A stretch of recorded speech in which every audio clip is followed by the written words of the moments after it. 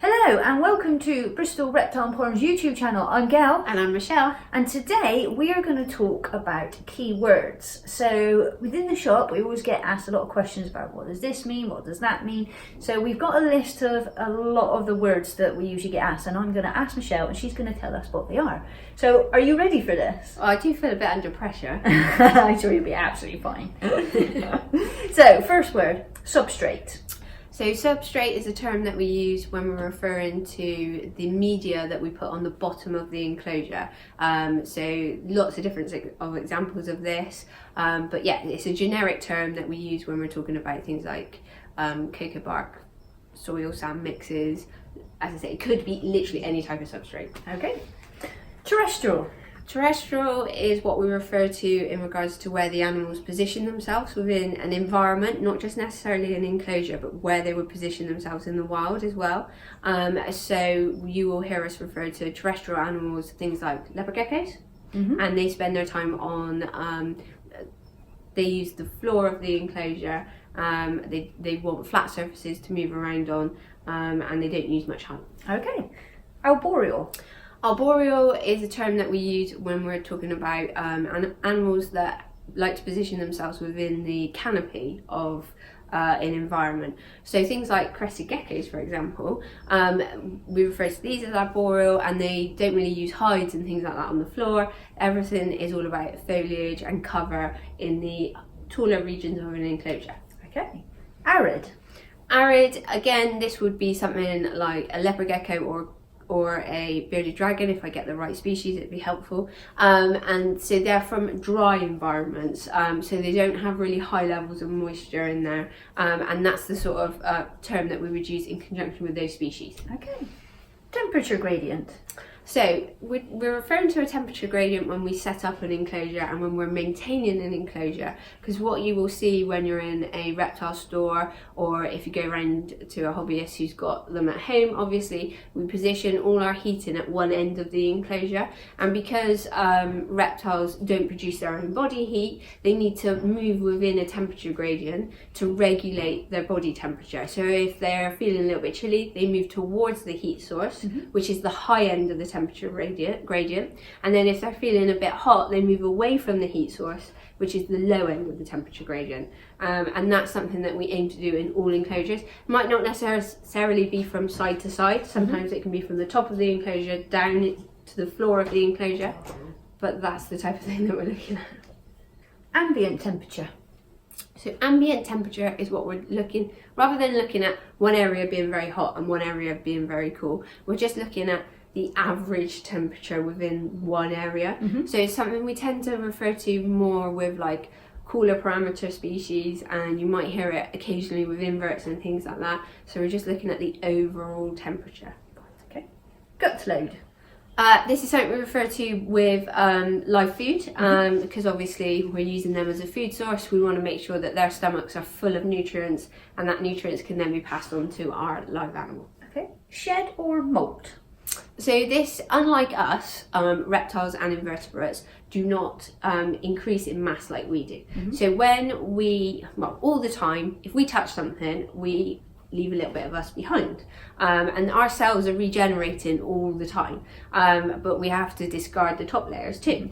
Now inverts and reptiles don't work like that. The way that they do it is that basically throughout their life points at different times, so if you've got an animal that's fully grown, it's not going to do it as frequently as a baby. They will basically shed or molt the entire, so take off the entire top layer of skin in one go. So in the case of a snake, you will find a shed in the enclosure, and most of the time with snakes it'll be an entire shed. Some of the lizards are a bit more patchy. Some of the geckos, you'll never see it because they consume it after they've done it. And as we've said in other videos with the invertebrates, you'll go to a tarantula enclosure, you'll think you've got two because there is a perfect molt. So sheds we refer to primarily with reptiles, and then when we're talking about invertebrates, we generally refer to it as molt. Okay. In blue. In blue links back to what we were just talking about. So this is the point where a reptile is starting to transition to shed that top layer of skin. So what it's doing is it's pushing fluid between the two layers, and it causes a discoloration which we refer to as in blue. Right, okay. Light nutrients. So light nutrients is things that you will hear us refer to when we're talking about species that require things like UVB light nutrients. Now basically, as people, we're not always aware of our environment and what's going on around us, but the sun contains different levels of light nutrients, and as reptile keepers we have to be aware of it so that we can provide it for the animals that need it, basically. And so again, this comes back to UVA, UVB, and making sure that the bulbs that we're using contain the right light nutrients. Okay. Crepuscular. Crepuscular is a term that is pronounced slightly differently across the world. Okay. And some people will hear us say it and be like, that's not how you pronounce it, and that's fair play, but we're Bristolians, so we've got a lovely accent to play with. And crepuscular basically means an animal that is active at twilight. So just as you're starting to lose the light levels, they're at optimum level of activity. Right, okay. Bioactive. Bioactive is a term that we refer to when we're setting up enclosures, or when we have enclosures that have they're invertebrates that help control the system for us. So it's a mini ecosystem, basically. And so we have not just the animal that we intend to keep, but also other organisms within the environment that help stabilise the environment and reduce some of the maintenance demands on us, because they consume elements of it for us. Okay, great. Formation. Formation is a term that we use with, you'll probably hear it most commonly with things like bearded dragons. There are other species that do it. Some of the snakes tend to do it as well, and it's a mild form of hibernation. So they don't go down into the depths of hibernation that some of the other reptiles do. So we're primarily talking about tortoises in that case, but they go into a semi-dormant state. So they're aware of seasonal change, and it puts them into brumation, and brumation can vary for each individual animal. Right, okay. Morph.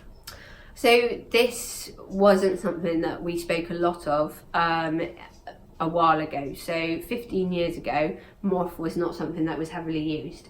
It was a plasticine man. Now it is something that most reptile keepers will recognise, and it basically relates to the manipulation of genetics to encourage a select colour or visual type that we're looking for within individual species. So in leopard geckos, obviously there are loads of different morphs. Royals, you've got loads of different colour morphs, corn snakes, and now as we understand how the genetics work, it's being applied with different species of animals, so your colour variations are huge. Right, okay. Locality. Locality and morph can sometimes get confused. So with some animals, it's where we've genetically played with to encourage the colour to come through. And then in other animals, like panther chameleons, locality basically relates to a colour or regional change. So with panther chameleons, depending on what part of Madagascar they come from, it can affect the colours that they physically display. Right, okay.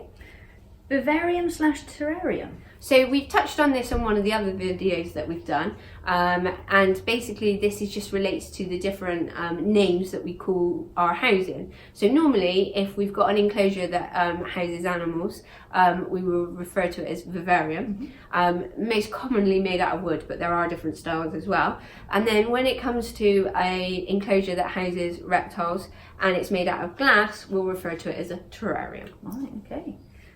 Latin names. Okay, so this is one that newbies to the hobby may find a bit challenging. Now, I've already mentioned that I'm a Bristolian and I pronounce things a bit funny at times. And Latin is a hard one for me to get my tongue around. Now, the way that things work in animal classification is animals have a common name and they have a Latin name. Now, what that Latin name does, it's built up of two parts. It enables us to identify a species without confusion. Because once that Latin name is attached to that animal, that's the Latin name that it has. Okay. And these are normally given by the people that find them in the wild and things like this. And it's also linked back to the family of animals that it comes from as well. So that's why you've got two sections to it and things like that. Now, common names obviously are a bit different. And a really good example of this is a Yemen or veiled chameleon. They are the same thing. They have the same Latin name, but there's two different common names for them. Right. And what that Latin name does is it gets rid of the confusion. So I could be talking to somebody about a Yemen chameleon and they have no idea what I'm talking about. But if I change it and make it a veil chameleon, they might go, I know what that is. Right, yeah. Whereas if we use the Latin name, that eliminates that confusion. And if you go into a reptile shop in the UK, you should see that the label that is displaying the animal within the enclosure will have the Latin name written on it. So if you're trying to find out any information and you want to make sure that you're looking at one particular species and nobody else is getting confused with you, always use the Latin name. And sometimes typing that can be easier than pronouncing it. Hope that was helpful. That was only a brief overview of each individual word. We will go into more depth in other videos. Also, if there's any words that you've heard before or come across that you don't understand and we haven't mentioned it, pop it in the comments section and we may do a video on it. Thank you for watching Bristol Reptile Emporium's YouTube channel. Don't forget to subscribe, and we look forward to seeing you next week for another video. Bye! Bye!